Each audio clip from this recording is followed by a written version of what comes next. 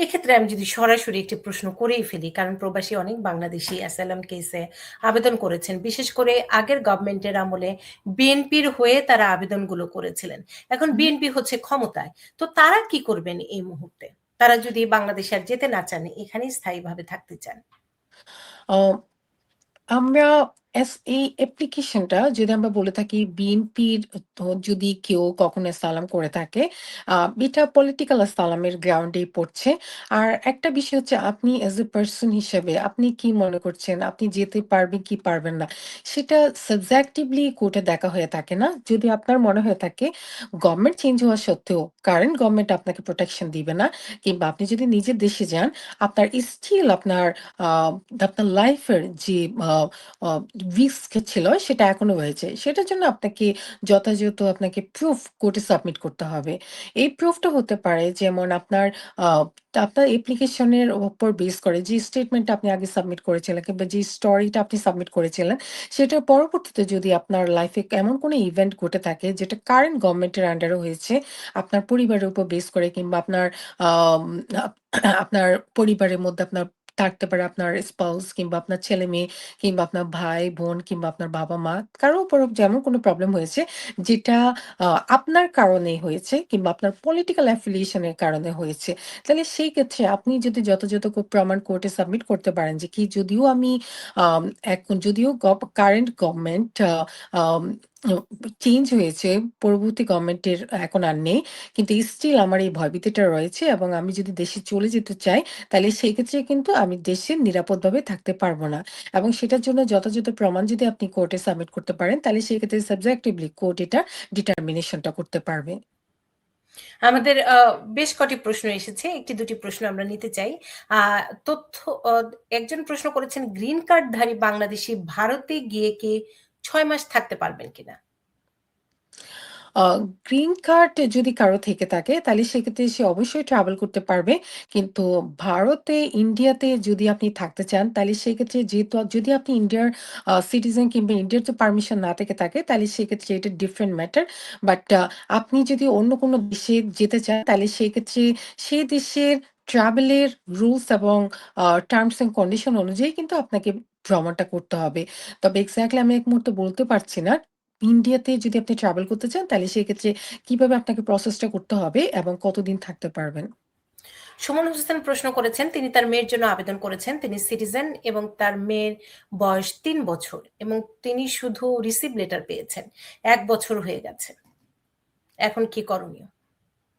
আ ১ বছর সাধারণত যখন ফ্যামিলি পিটিশন করা হয়ে থাকে, সাধারণত আ ইউ ই যদি ইউএসসিএস এর ওয়েবসাইটে দেখা হয়ে থাকে যে কি আপনি আপনার অ্যাপ্লিকেশনটা কোন প্রসেসিং সেন্টারে রয়েছে এবং সেই প্রসেসিং সেন্টারের উপর বেস করে একটি আ আ টাইম কিন্তু তারা নির্ধারণ করা হয়ে থাকে। এটা যদিও বা স্পেসিফিক কোনো টাইম না। কতদিন থেকে কতদিন আপনার আনুমানিক লাগতে পারে। তবে সেক্ষেত্রে আপনি যদি আপনার রিসিপ্ট নোটিসের নিচে একটা অ্যাড্রেস রয়েছে, সেই অ্যাড্রেসটা দেখে থাকেন এবং ওইটা ইউএসসিএস আপনার যদি প্রসেসিং এর আপনি যদি অ্যাড্রেসটা দেখে থাকেন, তাহলে সেক্ষেত্রে বোঝা যাবে এটা মিনিমাম কতদিন লাগতে পারে। সাধারণত অ্যাপ্লিকেশন গুলো যখন সাবমিট হয়ে থাকে, যদি প্রপার ওয়েতে সাবমিট হয়ে থাকে এবং প্রপার ডকুমেন্টেশন নিয়ে সাবমিট হয়ে থাকে, তাহলে সেক্ষেত্রে মিনিমাম ৪ মাস লাগতে পারে। আবার মেক্সিমাম এটা আ ১ বছরের উপরেও লাগতে পারে। তবে সেক্ষেত্রে যেটা বেস্ট ওয়ে সেটা হচ্ছে কি আ যদি আরো কিছু প্রুফ যেটা ইনিশিয়ালি সাবমিট করা হয় নাই কিংবা ইনিশিয়ালি এভেইলেবল ছিল না যখন অ্যাপ্লিকেশনটা সাবমিট করা হচ্ছিল। এই মুহূর্তে যদি এই প্রুফ গুলো যদি আরো এভেইলেবল থাকে, যেমন একটা বাবা যখন একটা মেয়ের জন্য অ্যাপ্লিকেশন করছে, তাহলে সেক্ষেত্রে তাদের বা ইউএসএস দেখতে চাইবে আ যথাযথ প্যারেন্টাল যে রিলেশনশিপটা সেটা আছে কিনা। সেটা হতে পারে বার্থ সার্টিফিকেট, সেটা হতে পারে হসপিটালের সার্টিফিকেট, হতে পারে আবার যদি কোনো আকিকা করা হয়ে থাকে, সে আকিকা কাগজপত্র কিংবা যারা এটা আ আম আ হই আ বাচ্চাটা বর্ন হওয়ার পরে যে পিকচার গুলো থাকে কিংবা জয়েন্ট যদি কোনো পিকচার থাকে, এই সবকিছু যদি আরো ইনফরমেশন থেকে থাকে, তাহলে সেক্ষেত্রে এটা সাবমিট করা যাবে।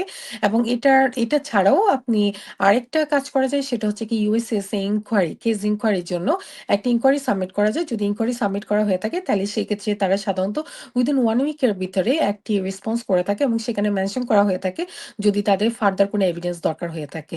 তাহলে সেক্ষেত্রে ইনকোয়ারিটাই এখন হয়তো নেক্সট স্টেপ হিসাবে বেস্ট স্টেপ হিসেবে কনসিডার করা হবে। আরেকটি প্রশ্ন আমার দর্শকরা সবসময় করে থাকেন যে, ঢাকায় আমেরিকার দূতাবাসের ভিসা স্থগিতাদেশ আর কতদিন চলবে? কবে নাগাদ স্বাভাবিক হবে? আমি জানি ঢাকা আ এমবাসিতে বর্তমানে নন ইমিগ্রেন্ট ভিসাগুলো প্রসেস হচ্ছে। কিন্তু ইমিগ্রেন্ট ভিসার আ ইন্টারভিউ পর্যন্ত এগুচ্ছে কিন্তু আল্টিমেটলি ভিসাটা এখনো হচ্ছে না। এটার যদিও বা এটা স্পেসিফিক কোনো টাইম এই মুহূর্তে নেই, কতদিন লাগতে পারে। তবে এটা আমরা আশা করছি খুব শীঘ্রই এটা পজটাও হয়তো লিফট হয়ে যাবে। কারণ তাদের যে আ ইয়া মেইন যে কনসার্নটা ছিল পাবলিক চার্জ এর উপর বেস করে তারা এটা স্টপ করেছিল। সেই ক্ষেত্রে এখন বর্তমান যে কারেন্ট গভর্নমেন্টে কিন্তু অনেক রকমের সিদ্ধান্তই নিচ্ছে এবং নির্ধারণ করে দিচ্ছে কোন বিষয়গুলো পাবলিক চার্জ হচ্ছে। এই বিষয়গুলো আবার যাচাই-বাছাই করা হচ্ছে এবং সেটার উপর বেস করে তাছাড়াও যে কান্ট্রি গুলাকে ব্যান করা হয়েছে, সেই কান্ট্রি ছাড়া বাকি যে কান্ট্রি গুলো রয়েছে সেগুলোকে নন রিস্কি কান্ট্রি হিসেবে এখন কনসিডার করা হচ্ছে।